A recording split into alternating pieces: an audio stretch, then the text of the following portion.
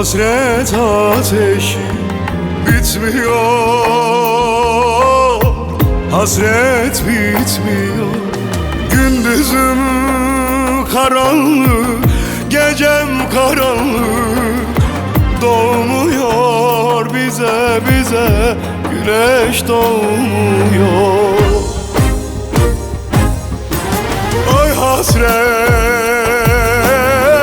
oy hasrete yakıyor, yıkıyor beni hasret. Yar uzaksa kalmış göremem ben yara, yar da bana hasret. Oy hasret, oy hasrete yakıyor, yıkıyor beni hasret.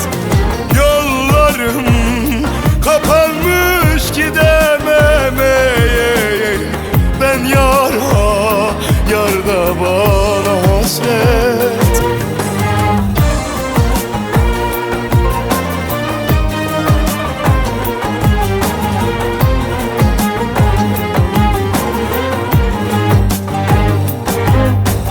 Gözümde akar hasretin seli, esiyor başımda sevdanın yeli.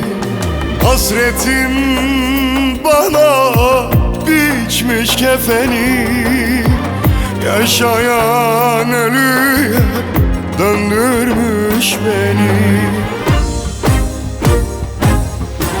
Oy hasret, oy hasrete yakıyor, yıkıyor beni hasret. Yar uzaksa kalmış göremem ben yara, yar da bana hasret. Oy hasret, oy hasrete yakıyor, yıkıyor beni hasret.